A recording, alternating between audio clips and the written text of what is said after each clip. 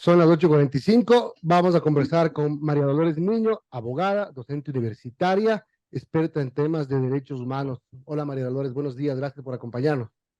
Buenos días, Milton y Vero. Muchísimas gracias por invitarme.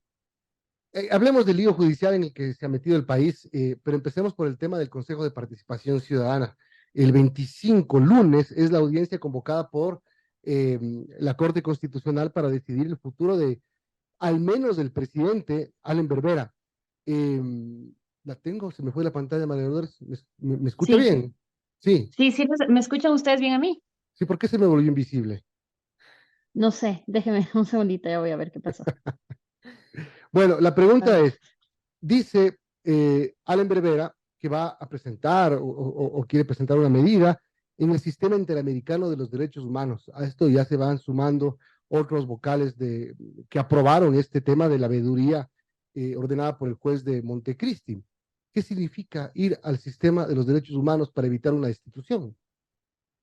A ver, a mí voy a hacer un comentario que primeramente no es jurídico, pero solamente para hacer un poco de memoria de lo que ha sido esto. El señor Allen Berbera y su papá Guten Berbera eran los abogados, recordemos, del presidente Rafael Correa, cuando la época de la denuncia contra Diario El Universo y el posterior conocimiento de ese caso frente al sistema interamericano. Y en este contexto, todo este círculo de personas, funcionarios del correísmo, allegados al correísmo, sostenían una tesis que luego fue elevada, digamos, a una discusión internacional más compleja con varios países. Y la tesis era que el sistema interamericano, especialmente la Comisión Interamericana, no tenía competencia para emitir medidas cautelares, algo que todos los que trabajamos de alguna manera alrededor del sistema interamericano nos oponíamos, pero lo que resulta curioso es que ahora, un poco cuando los papeles han cambiado, sí se piensa en el sistema interamericano como un mecanismo idóneo para la tutela de derechos, cuando estas mismas personas en 2013 sostenían y abogaban porque se le recorta a la comisión facultades de emitir medidas cautelares. Entonces, este es un comentario previo antes de responder, Milton, su pregunta, Ujú. que pasa por la coherencia, ¿no? La incoherencia que pasa por querer desmontar un sistema de protección de derechos humanos cuando estoy en el gobierno y no me conviene, pero cuando trato de evadir decisiones judiciales derivadas de mi conducta anticonstitucional, entonces sí recuerdo y sí recurro al sistema interamericano. Solo este comentario porque es algo que a mí me parece que es importante que la gente recuerde. Luego, a ver, ¿qué implica irse al sistema interamericano? El sistema interamericano de derechos humanos es, como su nombre lo indica, un mecanismo internacional de tutela y protección de derechos a la luz de la Convención Americana sobre Derechos Humanos, que tiene dos mecanismos de protección.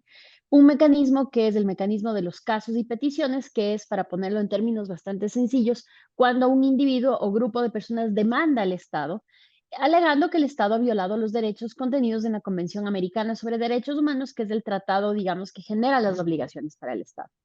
Y luego tenemos este otro mecanismo, que es el mecanismo de las medidas cautelares, que es un mecanismo que no es judicial, pero más bien tutelar y cautelar, que busca suspender y frenar actuaciones dentro del Estado que podrían generar daños irreparables y graves al ejercicio de un derecho convencionalmente protegido.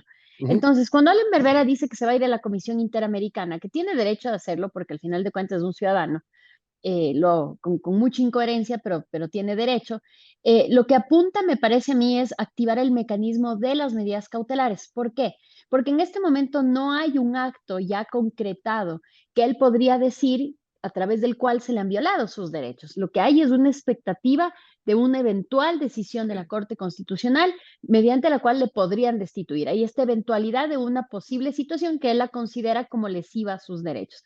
En estos escenarios, lo que procede es presentar una medida cautelar alegando situaciones de extrema gravedad y urgencia. Y la idea de la medida cautelar es que la Comisión Interamericana le ordene al Estado de Ecuador que frene esos procesos o que no los destituya de plano. La Comisión Interamericana, perdón, no podría, porque no tiene facultades para ello, ordenarle, por ejemplo, a la Corte Constitucional el tenor de su decisión. Solo podría, por ejemplo, decir que los procesos que se lleven sean respetuosos de las garantías del debido proceso, pero la la Comisión Interamericana y luego la Corte no son órganos de apelación ni de cuarta instancia, es decir, ni la Comisión ni la Corte le puede ordenar al Estado de Ecuador y a sus tribunales internos, mejor dicho, cómo resolver las cuestiones que están puestas en su conocimiento. Lo que puede hacer es a posteriori revisar, por ejemplo, si ese proceso observó las garantías procesales, si la Ajá. norma aplicada era consistente con las obligaciones internacionales del Estado, pero lo que no puede hacer es decirle falle en tal o cual sentido.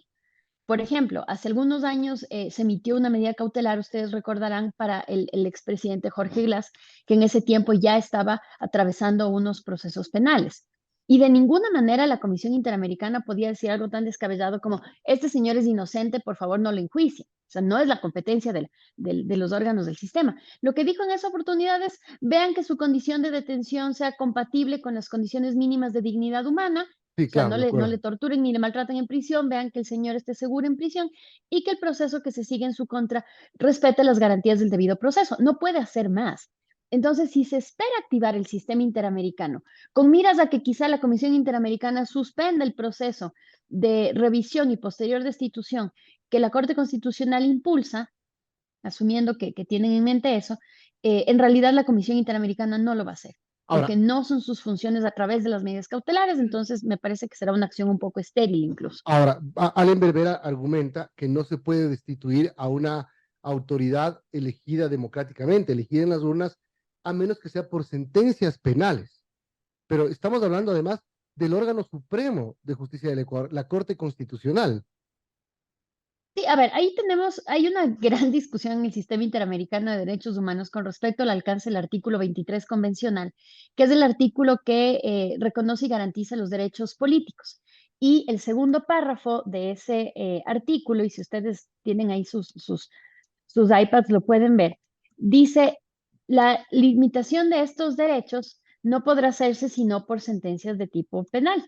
Ujú. ¿Ya? Entonces hay una discusión alrededor de qué implica esto, qué implica este artículo. Y hay como unos antecedentes, que sería el caso López Mendoza, por un lado, contra Venezuela, y el caso Petro contra el Estado de Colombia, que son casos que en el marco fáctico difieren enormemente de esto, porque estamos hablando en el caso de López Mendoza, por ejemplo, de una sanción administrativa donde la inhabilitación fue posterior, es decir, la norma interna no contenía esa inhabilitación. Y el caso Petro, donde igualmente la Procuraduría sí tenía facultades legales para hacerlo, pero la inhabilitación también fue cuestionada. Entonces, en este caso, y esto yo lo he venido conversando con varios colegas en realidad, con respecto a cuál es el alcance del artículo 23, porque en realidad la redacción podría sugerir que excluye la posibilidad de sancionar a destituir por un mecanismo de sanción autoridades elegidas popularmente. Pero en realidad esto no es así categóricamente y lo podemos confirmar por dos situaciones. La primera es que en alguna oportunidad, hace ya algunos años, un par de años, la Corte Interamericana tuvo la posibilidad de pronunciarse con respecto al alcance de los juicios políticos para autoridades elegidas por voto popular, especialmente presidentes, a propósito de lo que había pasado en la región con Dilma Rousseff, con Lula y con Lugo. Y la Corte Interamericana decide finalmente no pronunciarse sobre esa opinión consultiva porque habían precisamente estos casos que estaban en Ujú. curso en el sistema. Pero lo que sí dice, y me parece que es bastante ilustrativo, es que primeramente no desconoce la legitimidad de ciertos mecanismos judiciales y políticos para esa destitución. Es decir, en ningún momento dice el juicio político que generalmente deriva en destitución, por ejemplo, es anticonvencional. Lo que dice es, los mecanismos para destitución de altas autoridades vía juicio político son tan complejos y tan diversos que yo no podría en una opinión consultiva empaquetar todo esto en un solo estándar que se aplique para todos porque todos son muy diferentes. Pero si es que hubiera existido una situación de origen anticonvencional con la posibilidad de los estados de destituir a funcionarios elegidos popularmente, la Corte lo hubiera dicho y hubiera conocido eso. La Corte se negó a conocer eso. Entonces, esto por un lado. Y por otro lado, en los casos a los que me he referido, tanto López Mendoza como el caso Petro, Lo que se cuestionaba frente a la Corte Interamericana era la posterior inhabilitación del funcionario. Eso era lo que se cuestionaba a la luz del artículo 23, numeral 2, que dice, y ahora si me permiten voy a leer, la ley puede reglamentar el ejercicio de los derechos a los que se refiere el inciso anterior, los derechos políticos, exclusivamente por razones de edad, nacionalidad, residencia, idioma, instrucción, capacidad civil o mental, o condena por juez competente en proceso penal.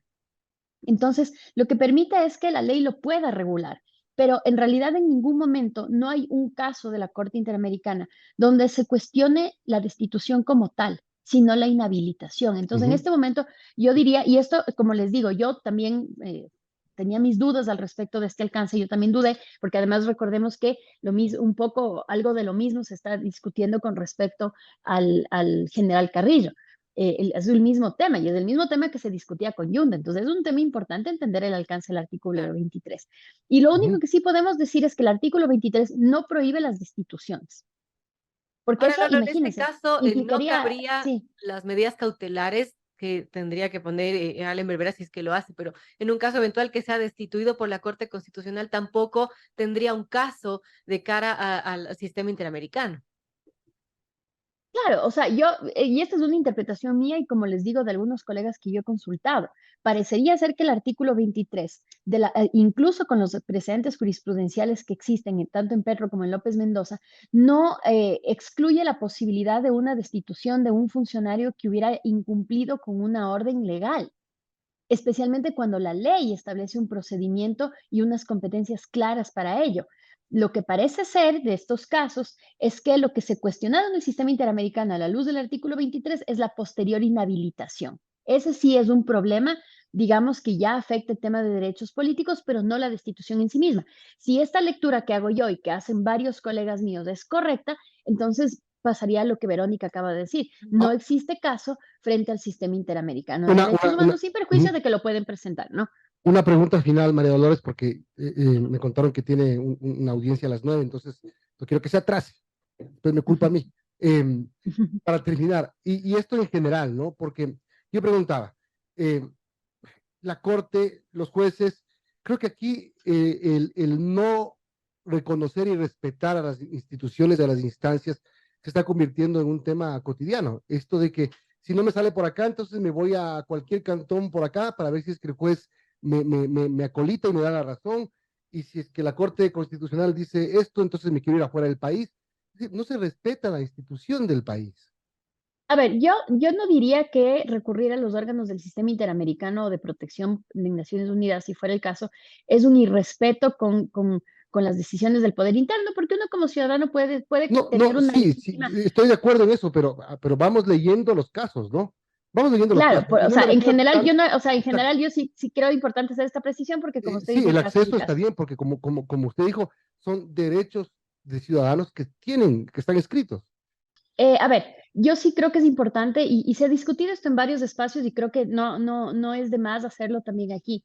Hay un abuso evidente de las garantías constitucionales de tutela de derechos y se está politizando la justicia constitucional, especialmente para entorpecer procesos que son legales y que prima facie al menos no evidencian violaciones de derechos humanos. O sea, por ejemplo, el tema del concurso del Contralor, por ejemplo, que si es un concurso altamente cuestionable, es un concurso que se ha demorado muchísimo, es un concurso donde quienes han participado denuncian la existencia de irregularidades, pero esto en sí mismo no caracteriza una violación de derechos constitucionales que amerite, por ejemplo, una acción de protección.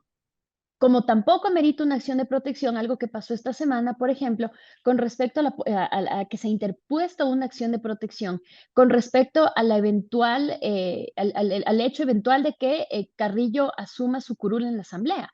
Entonces, la pregunta que nos hacíamos con respecto a este último caso es, bueno, una cosa es que algo nosotros pensemos que es ilegal e incluso inconstitucional, pero no todo acto ilegal o inconstitucional deriva necesariamente en una violación de derechos constitucionales. Entonces, la pregunta con respecto a esta acción de protección que se interpuso para el coronel Carrillo era, bueno, ¿quién es la víctima en este caso? ¿Hay una víctima identificada, identificable como manda la Ley Orgánica de Garantías Jurisdiccionales y Control Constitucional? La respuesta es no. Cuál es el derecho que a esta supuesta persona o grupo de personas se le hubiera afectado? No se verifica ninguno. Sí, yo no he revisado todavía el texto de esa acción de protección, pero si, por ejemplo, se incurrió en la gravedad de poner que esto estaba a nombre del pueblo, por ejemplo, sería automáticamente digna de rechazarse. Legalmente debería rechazarse porque no se pueden poner acciones de protección a menos de que se identifique claramente quién es la víctima o quiénes, porque puede ser una pluralidad de personas, pero además tiene que realizarse un análisis jurídico donde exista un nexo causal entre el acto que se alega como violatorio de derechos, una violación de derechos y un daño. Entonces, evidentemente sí, yo creo que, y creo que Milton, este era el punto al que usted iba con esto, hay en general un abuso Ujú. de los mecanismos en general de protección de derechos humanos, tanto a nivel local como a nivel internacional, que tienen como finalidad, parece ser, frenar procesos que, al menos de origen, no verifican violaciones de derechos humanos. Y esto que pretende hacer Allen Berbera seguramente se encuadra en esto mismo, ¿no? Tratar de un poco buscar en el sistema internacional un mecanismo de frenar el proceso frente a la Corte Constitucional, pero quienes trabajamos en el sistema conocemos y sabemos que la Comisión Interamericana es bastante prolija en realidad a la hora de emitir medidas cautelares, que no es algo que ocurre de la noche a la mañana tampoco. Incluso el proceso de medidas cautelares es bastante demorado y además la Comisión Interamericana en general es muy cauta y se resguarda mucho de otorgar medidas cautelares cuando hay todavía un proceso en curso. O sea, no es que es una costumbre ni la Comisión Interamericana estila a frenar procesos que están en curso y yo podría intuir que un poco va a pasar por ahí. Yo no creo que se conceda si se presenta una medida cautelar, espero no equivocarme, y eventualmente podrán ellos, si es que esto definitivamente decanta en una destitución, ellos podrán eventualmente recurrir al sistema interamericano vía el mecanismo de petición con la salvaguarda de que hay dudas con respecto al alcance del artículo 23 en la interpretación que ellos le han dado, ¿no? Buen día, María Dolores. Gracias por habernos acompañado y ayudarnos a entender este tema que suena complicado cuando uno tiene que analizar claramente qué dice la ley y los derechos que tienen los ciudadanos. Buen día. Muchísimas gracias a ustedes dos, que tengan un lindo día.